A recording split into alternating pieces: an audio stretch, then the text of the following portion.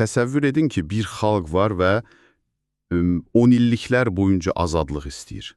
Yəni, milyonlarla insan zaman-zaman küçələrə axışır, bilirsiniz, o qəhrəmanlıq dastanları yazılır, böyük fədakarlıqlar edilir. Aha, və nəsillər boyu davam edən bir yaddaş, bir növ travma formalaşır. Dəqiq, çox güclü bir yaddaş formalaşır.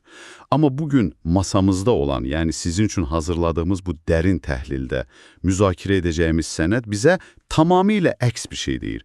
Bəlkə də çoxlarını şoka salacaq bir şey. Hə, sözün düzü mən özüm də oxuyanda biraz təəccübləndim. Elədir, çünki sənəd deyir ki, bütün o emosiyaların, tarixi xatirələrin, hətta o kütləvi etirazların, bilirsiniz, son nəticədə heç bir həlledici əhəmiyyəti yoxdur. Yəni sıfırdır, belə deyək. Ay sağ ol, əgər cibinizdə sizi maliyyələşdirəcək öz iqtisadiyyatınız, ekranlarda öz reallığınızı yaradacaq medianız və daxili intizamınız yoxdursa, emosiyalar sizi heç vaxt o istədiyiniz mənzil başına çatdırmayacaq. Çatdırmayacaq, çünki ortada bir sistem yoxdur. Bəli. Və bura yeni nəsə öyrənmək, dərin və fərqli bir perspektiv qazanmaq üçün gəldiyinizi bilirik. Sizin üçün hazırladığımız bu dərin təhlilə xoş gəlmisiniz. Bugün biz SAGN, yəni South Azerbaijan Consulting Network tərəfindən hazırlanmış bir sənədi incələyəcəyik. Müəllifi də Rıza Qaraçay olan. O məşhur sənəd. Bəli, sənədin adı da belədir. Güney Azərbaycan istiqlalını aparan yol, millətləşmə və dövlətləşmə strategiyası. Olduqca spesifik və fərqli bir mətindir. Və bu sənəd, yəni həqiqətən də bizim öyrəşdiyimiz o ənənəvi milli azadlıq diskurslarından, o romantik dildən çox fərqlənir. Hə, adətən belə mövzularda adam daha şairanə, nə bilim, poetik bir dil gözləyir, amma burada yoxdur. Yoxdur, bəli. Bu mətin daha çox bir dövlətin, yaxud gələcək bir strukturun, necə deyərlər, anatomik xəritəsini cızmağa çalışır. Və sənədin onurğa sütunu da bir mənalı olaraq müəllifin 3M adlandırdığı bir prinsipdir. Əlbəttə, elə biz də diqqətimizi tam olaraq bu arxitekturaya yönəldəcəyik, amma ən başdan bir məsələni sizin üçün çox aydın şəkildə dəqiqləşdirmək istəyirəm. Tərəfsizlik məsələsini deyirsiniz, yəqin. Tamamilə doğru. Baxın, bu sənədin mövzusu açıq-aşkar siyasi xarakter daşıyır. Cənubi Azərbaycanla bağlı proseslər zaten həmişə diqqət mərkəzindədir. Əlbəttə. Lakin bizim buradakı missiyamız, yəni bu dərin təhlili etməkdə məqsədimiz hər hansı bir siyasi tərəf tutmaq deyil.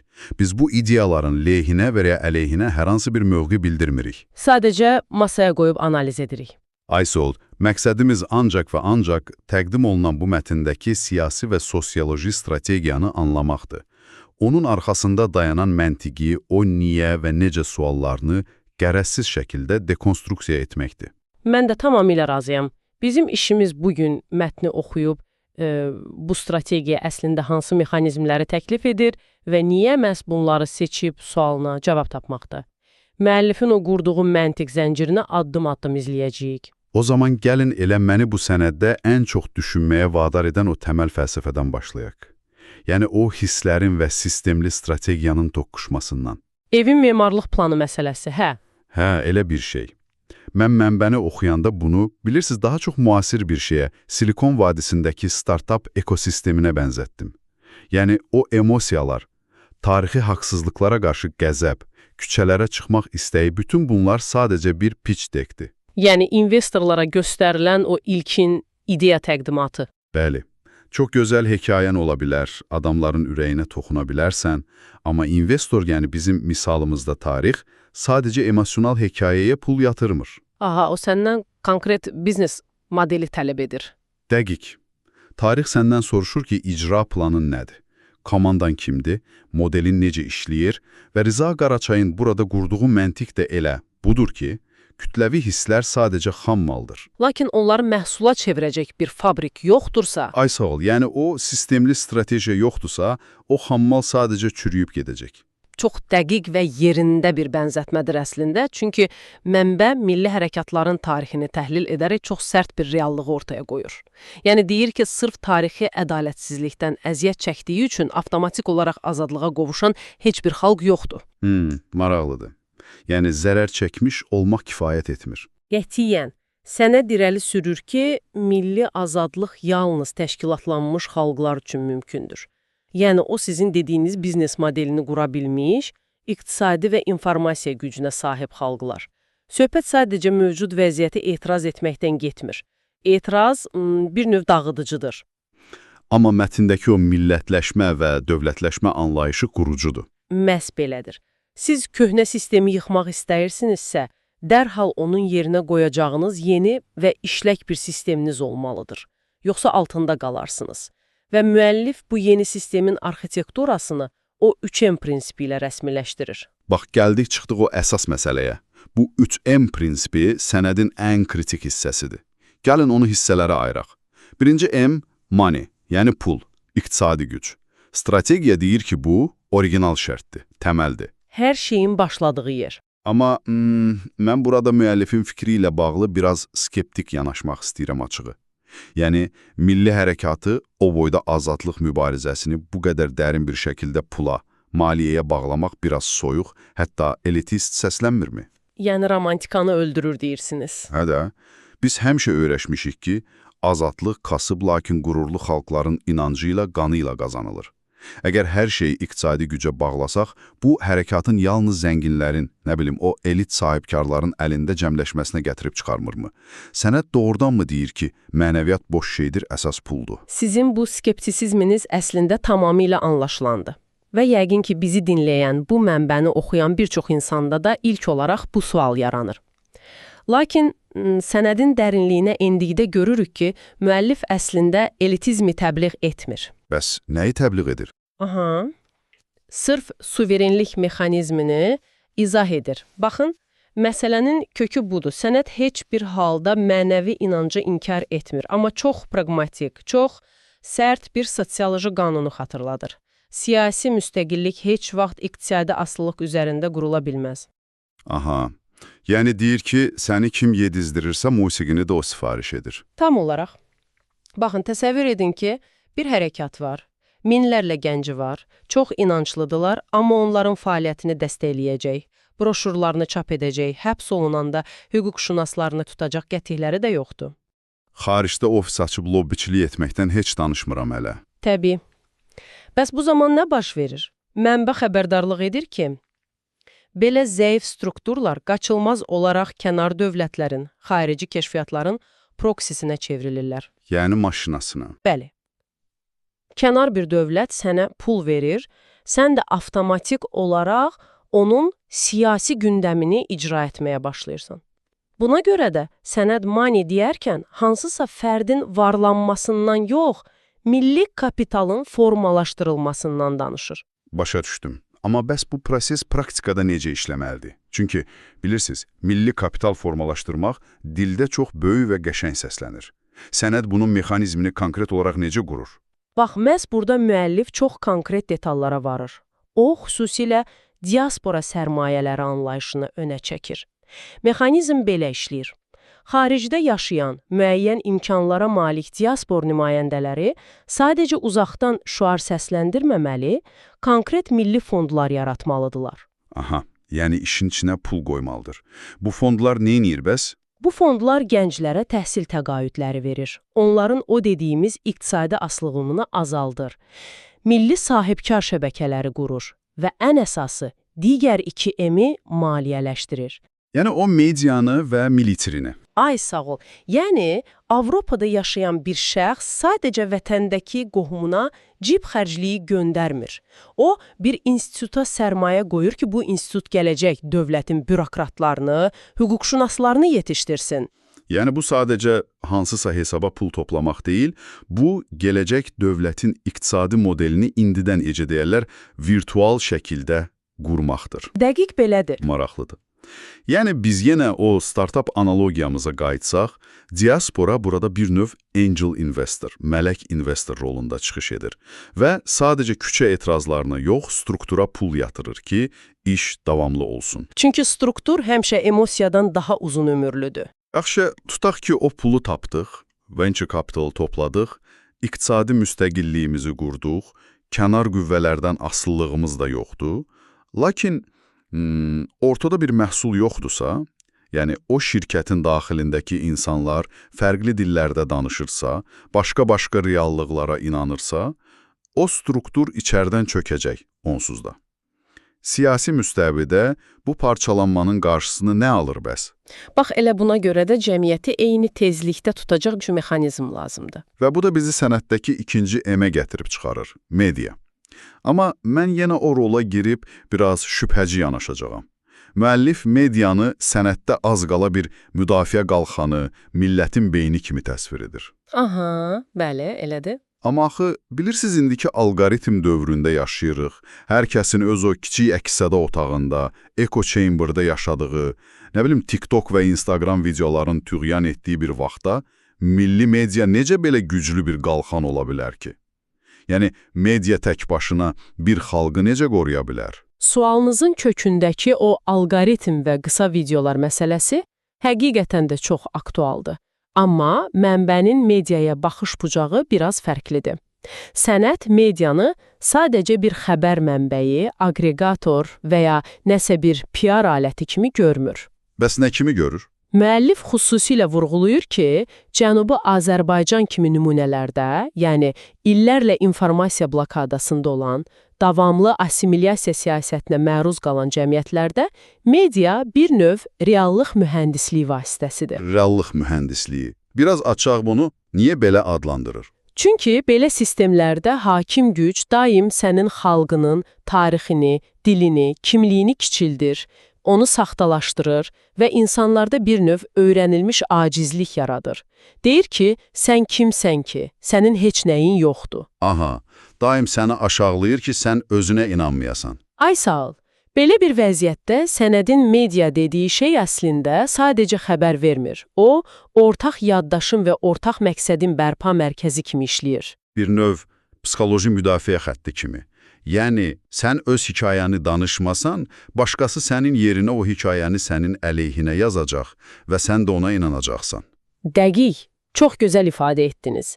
Sənət aydın şəkildə bildirir ki, informasiya savaşında zəif olan millətlər döyüş meydanında da uduzmağa məhkumdurlar. Təsəvvür edin, təşkilatlanmısınız, amma bunu kütləyə və dünyaya çatdıra bilmirsiniz. Nə olacaq? Daxildəki rejim sizi rahatlıqla hansısa marjinal qruplaşma, hətta terrorçu kimi qələmə verəcək. Və dünya da buna inanacaq, çünki başqa səs yoxdur ortada. Məhz buna görə müəllif institusional mediadan danışır. Yəni, peşəkar TV kanallarından, yüksək keyfiyyətli YouTube sənədli filmlərindən, qlobal dillərdə ingiliscə, fransızca yayımlanan elmi-siyasi jurnallardan bəhs edir. Sizin dediyiniz o dağınıq TikTok kütləsi institusional deyil. Onlar sadəcə emosional partlayışlardır. Aydındır. Yəni, media dedikdə sadəcə internetdə nəsə yazmaq yox, ardıcıl siyasi analizlər verən, xalqın intellektual zəminini formalaşdıran bir beyin mərkəzi nəzərdə tutulur. Bəli, çünki o həm xalqın özünə inamsızlığını qırır, həm də beynəlxalq ictimaiyyətə deyir ki, baxın, biz legitim bir siyasi aktörük. Başa düşürəm. Yəni, biz burada yenə də o emosiyadan sistemə keçidi, o fabrik məsələsini görürük. Fərdlərin sosial şəbəkələrdə kortəbii şəkildə nəsə paylaşması kifayət deyil, bunu vahid bir strateji mərkəzdən idarə etmək lazımdır. Mütləq şəkildə. Yaxşı, gəlin toparlayaq. Pulumuz var, yəni money strukturu quruldu, səsimiz də var, media, həm öz xalqımıza, həm dünyaya reallığımızı qəbul etdirdik. Aha. Bu nöqtədə sən avtomatik olaraq səni əzən rejim üçün, rəqiblərin üçün çox böyük bir təhdidə çevrilirsən. Bəs sən bu qurduğun nəhəng mexanizmi necə qoruyacaqsan və budur mənbə bizi sonuncu emə çatdırır, military. Ən həssas nöqtəyə gəldik. Hə, amma gəlin etiraf edək, yəni military sözünü eşidəndə mənim də ehtimal ki, bizi hazırda dinləyən hər kəsin də göz önündə tanklar, avtomatlı əskərlər, nəsə hərbi bazalar filan canlanır. Təbii, ilk ağla gələn budur. Amma mən bu sənədi incələyəndə gördüm ki, müəllif fiziki silah məsələsindən sanki məharətlə yayınır. Onun yerinə belə bir termin işlədir, təhlükəsizlik şuuru. Mən açığı bilmək istəyirəm, sizcə bu sadəcə hüquqi məsuliyyətdən qaçmaq üçün istifadə edilən diplomatik bir dildir, yoxsa bunun arxasında doğrudan da dərin bir strateji fərq yatır? Sualınız o qədər yerindədir ki, İlk baxışdan doğrudan da elə görünə bilər ki, müəllif sadəcə ehtiyatlı davranır, özünü sığortalayır, lakin mətnin o dərin sosio-siyasi təhlilinə baxanda görürük ki, bu əsla bir söz oyunu deyil. Bəs nədir? Bu çox dərin bir fəlsəfi yanaşmadır. Sənət military dedikdə, hərfi mənada ordu yaratmaqdan əvvəl gələn o ən zəruri mərhələni nəzərdə tutur. Yəni, təhlükəsizlik şuurunun fərdlərin və cəmiyyətin beyninə yeridilməsinə. Niyə fiziki silah deyil ilk addım? Çünki müəllif xəbərdar edir ki, əgər bir cəmiyyətdə daxili intizam, təşkilatlanma, koordinasiya yoxdursa, o cəmiyyətə silah vermək onları azad etməyəcək. Əksinə, onları xaosun, vətəndaş müharibəsinin və ən nəhayətində özünü məhv etmənin içinə atacaq. İnanılmazdır. Yəni deyirsiniz ki, koordinasiya olunmamış, intizamsız kütlənin əlində silah olması düşmənin özündən daha böyük təhlükədir. Məhz elədir. Təsəvvür edin, həlledici bir böhran anıdır. Mərkəzi dövlət sistemi, rejim çöküb. İnsanlar küçədədir. Amma nə edəcəklərini, hara gedəcəklərini, o mülki obyektləri necə qoruyacaqlarını bilmirlər. İnformasiya təxribatlarından necə qorunacaqlarını bilmirlər. O cəmiyyət anında kənar qüvvələrin ovuna çevrilir. Yəni darmadağın olurlar. Bəli. Strategiyada çox sarsılmaz bir prinsip xatırladılır, yazılır ki, təşkilatlanmış xalqlar yaşayır, təşkilatlana bilməyən xalqlar isə assimilyasiya olunur. Təşkilatlanmış xalqlar yaşayır. Bəli. Yəni, military prinsipi əslində mülki müdafiə mədəniyyətidir. Bu, həm də informasiya təhlükəsizliyidir. Sənə verilən məlumatın yalan olub-olmadığını, provokasiya olub-olmadığını analiz edə bilməkdir. Küçədəki etiraz zamanı təxribata uymamaq intizamıdır. Yəni sənət demək istəyir ki, xalqın öz-özünü idarə edə bilən, iyerarxiyası olan, görünməz bir gizli dövlətə çevrilməsi lazımdır. Tamamilə doğru və sənəd iddia edir ki, əgər bu şuur formalaşarsa, artıq o xalqı heç bir fiziki ordu əzə bilməz. Çünki xalq özü bütövlükdə görünməz bir orduya, sarsılmaz bir struktura çevrilir. Mən də çox soyuqqanlı, amma mən deyərdim ki, çox düzgün oxumuş bir tarix dərsi kimidir. Dəqiq. Yaxşı, biz 3M'in detallarına indik, yəni xeyli müzakirə etdik. Mani xarici asıllığı bitirir və institusional təməl qurur. Media o informasiya blokadasını yarır, ortaq reallıq yaradır. Military isə xaosun qarşısını alıb intizam və özünü qoruma refleksi formalaşdırır. Hər üç sütun hazırdır. Bəs bütün bu mexanizmlərin eyni anda, necə deyərlər, o dişliləri fırlanmağa başlayanda o yaranan zəncirvari reaksiya bizi hara aparır? Bu sual da məni istər-istəməz sənədin adındakı o iki vacib sözə qaytarır. Millətləşmə və dövlətləşmə. Biz çox vaxt bilirsiniz, bu iki anlayışı sinonim kimi, eyni şeymiş kimi istifadə edirik. Amma sənəd deyir ki, yox, burada ciddi bir xronologiya var, düzdür? Və inanın mənə, o xronologiya bu strategiyanın bəlkə də ən böyük xəbərdarlığıdır. Müəllif kəskin şəkildə bildirir ki, bir toplum əvvəlcə millət olmalıdır ki, ondan sonra dövlət qura bilsin. Yeri dəyişik düşə bilməz. Bəs millətləşmə nədir ki sənədə görə? Eyni dildə danışmaq bəs eləmir. Yox, sənədə görə sadəcə eyni dildə danışmaq və eyni genetik kökə malik olmaq kifayət deyil. Millətləşmə, bax, elə bugün danışdığımız 3M prinsipləri ətrafında birləşməkdir. Ortaq siyasi məqsədlərə sahib olmaqdır. O fərdiyyətçilikdən çıxıb kollektiv iradə nümayiş etdirməkdir. Yəni, fərqli profildən olan adamların bir yerdə işləyə bilməsi. Ay, sağ ol. Cənubdakı, tutaq ki, Təbrizli ilə, xaricdəki diasporadakı şəxsin, iqtisadçı ilə hüquqşünasın eyni hədəf üçün o mexanizmi birlikdə fırlada bilmə qabiliyyətidir. Bəs, maraqlıdır. Əgər bu millətləşmə prosesini tamamlamadan, necəsə tarixi bir təsadüf nəticəsində və ya hansısa qlobal qüvvələrin dəstəyi ilə kimsə onlara, belə deyək də, bir dövlət hədiyyə etsən olar. Sənədin buna cavabı çox sərt və aydındır. O dövlət çökəcək. Çökəcək, heç bir şansı yoxdur. Çünki dövlət əslində sadəcə bir qabıqdır, bir formadır. Onun içini dolduran, onu ayaqda tutan isə millətdir. Əgər sizin ortaq iqtisadiyyatınız, ortaq medianız və intizamınız, yəni o millətləşmə bazanız yoxdursa, sizə verilən o qabıq daxili çəkişmələr, ideoloji parçalanmalar və qonşu dövlətlərin birbaşa müdaxiləsi ilə çox qısa zamanda məhv olacaq. Dağılıb gedəcək. Çox məntiqlidir. Əslində tarix də bunu sübut edir. Bəli, sənəd elə tarixə işarə edərək göstərir ki, güclü milli şuura sahib olan, yəni millətləşmiş xalqlar, hətta dövlətlərini müvəqqəti itirsələr belə onu yenidən qura bilirlər. Amma millətləşə bilməyən bir yığınaq Dövlət qursa belə onu əlində saxlaya bilmir. Buna görə də müəllif deyir ki, o illüziyalardan əl çəkin. Məhz. Rıza Qaraçay bütün hərəkata səslənir ki, dərhal dövlət elan etmək illüziyalarından əl çəkib, 3M vasitəsilə o yorucu, çətin, bəlkə də darıxdırıcı, amma mütləq olan millətləşmə mərhələsinə fokuslanmaq lazımdır. Yəni infrastruktur qurmaq lazımdır. Bilirsiniz, biz bugün çox spesifik, çox regional bir siyasi sənədi müzakirə etdik. Yəni Cənubi Azərbaycanla bağlı bir mətnin dərinliklərini endik. Lakin mənə elə gəlir ki, bu müzakirədə açdığımız o prinsiplər var ha, xüsusilə də məqsədə çatmaq üçün o atılan addımların iyerarxiyası. Mənə çox universal gəlir. Hə, əslində tətbiq sahəsi çox genişdir. Dəqiq.